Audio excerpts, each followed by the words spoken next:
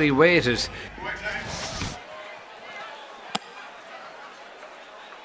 And that off, and the close brothers Irish EBF, Mares Novice Hurdle.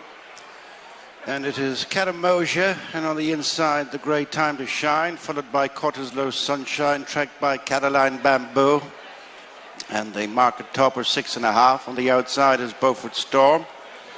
And then Mozzies Sister, Jane Eyre and Dream On Baby. And the back marker by 2.5 lengths is Royal Hollow. Cottesloe goes on a length in front of Cottesloe Sunshine. Another length back to in third place. Time to Shine, prolific English mare. And then Caroline Bamboo in 6.5. On the outside is Beaufort Storm with the final 4. Mozzies Sister, Dream On Baby, Jane Eyre and Royal Hollow. Making the bend, bringing them up to flight number 3. Building up an advantage is Cottesloe and Punchestown. Gone some 4 lengths in front of Cottesloe Sunshine and JJ Slevin. Third is Time to Shine and James Bowen. Fourth is Caroline Bamboo and Mark Walsh. And fifth is 6.5 Keith Donahue. And then Mozzies Sister, Shane Fitzgerald. Beaufort Storm, David Doyle on the outside of Dream On Baby. And Donna Myler. And then Jane Eyre, Rachel Blackmore. And finally Royal Hollow and Keen Quirk. Continuing downhill to the next flight. Very few changes.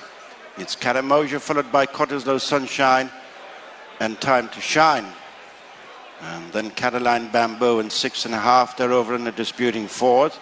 And then Mozzies Sister, Jane Eyre, Dream On Baby, Beaufort Storm has dropped ground. There's one behind, Royal Hollow. Turning towards the back straight. And it's Cottesloe with a reduced advantage of 1.5 lengths over Cottesloe Sunshine. Third is Time to Shine. Fourth is Caroline Bamboo. And fifth is 6.5.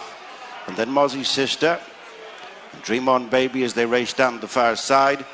With 5 flights left to jump, the close brothers Irish EBF, Mares Novice Hurdle. Cottesloe followed by Cottesloe Sunshine and Time to Shine. And then Caroline Bamboo and 6.5. As they link up with the first of 2 in the back straight. Cottesloe hit it. Joined by Cottesloe Sunshine. Then Time to Shine. Caroline Bamboo to the outside of 6.5. And then Mozzies Sister and Dream On Baby, Jane Eyre, Beaufort Storm and Royal Hollow. Fourth last flight, Cottesloe and Cottesloe Sunshine still the leading pair. Followed by Time to Shine. Caroline Bamboo on the outside of an edging closer, 6.5. And then Dream On Baby, Mozzies Sister, Jane Eyre, Royal Hollow relegates Beaufort Storm to be the back marker. Turning to 3 out, Cottesloe from Cottesloe Sunshine, Time to Shine. And then 6.5, who's edging the 4th from Caroline Bamboo. And then Dream On Baby and Mozzies Sister. Cottesloe, Time to Shine. Made a mistake there. Heading for the second last. Cottesloe rejoined by Cottesloe Sunshine. Then 6.5, Caroline Bamboo and Time to Shine as they jump the second last flight. Cottesloe and Cottesloe Sunshine followed round the bend by 6.5, then Time to Shine. Caroline Bamboo now driven, and then Dream On Baby, Royal Hollow and Mozzies Sister turning in for the final flight. And a good run to that final flight. The close brothers Irish EBF, Mares Novice Hurdle, Cottesloe Sunshine now followed through by 6.5, shaken up to try and close. Then Cottesloe, who can't offer any more, they're heading for the final flight, and it is Cottesloe Sunshine skipping away from 6.5. At the final flight, it is Cottesloe Sunshine over. Hesitant on the approach, but is a good 3 lengths clear from 6.5. And then Cottesloe running on in the centre is Mozzies Sister, but it is Cottesloe Sunshine. It's a top up for Latouche winners JJ Slevin and Joseph O'Brien as Cottesloe Sunshine wins the close brothers. Finishing best of the rest was Mozzies Sister and 6.5 third.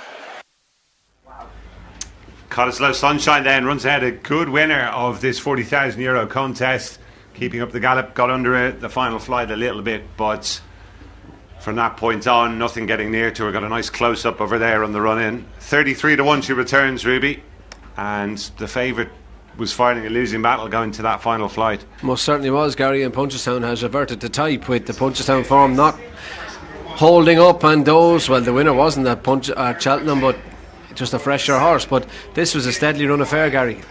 Paul Townend dictated it in front. They were only ever on the verge of 30 miles an hour all the way. They dipped under it loads of different times through the race, and actually when you look at the speed of Cottesloe Sunshine on the run to the last hurdle, she was doing almost 34 miles an hour before she jammed on. It just tells you this race did turn into a bit of a dash. That said, I don't for 1 minute think that's what got Sixandahalf beaten, because she didn't even keep going well enough to hold off Mozzies Sister. But no, we both thought earlier in the day, Gary, there'd be a surprise in the stairs hurdle, but I think we've got one in the mares hurdle. It's turning into a great festival for JJ Slevin. Third winner in the space of a couple of days for him. Cottesloe Sunshine, she's been a tough cookie really in her races. She kind of wears her heart on her sleeve a bit, and I know what you're saying. Obviously they weren't going flat out on the front end today, but that is the style of racing that seems to suit her, isn't it? It does. She won in Thurles back a good while ago. Actually, the horse at the back of the shot in the red sleeves, Beaufort Storm, was just behind her on that occasion. But look, she jumped really well. Carnacay was going along 6.5. Keith Donoghue got out from behind the two in front to put himself in a position where he could attack away from the second last hurdle. Caroline Bamboo moved up, but that was kind of under sufferance for her. Mozzies Sister had dropped back a bit in the blue sleeves to your right of your shot, but when they climbed up into the straight, it's a slight incline into the straight onto the bend, JJ had lows up his sleeve, and he knew they hadn't gone quick. He wasn't afraid to press the button, and he got this filly running off the home turn down a little bit of a hill that's early in the straight. She got up plenty of speed. Now she does back off the last and jam on. You're thinking for a second, has she thrown her chance away? But actually the ones behind her were not close and weren't even coming with momentum, and she easily got away with the mistake she makes at the last. But it was a good performance from her.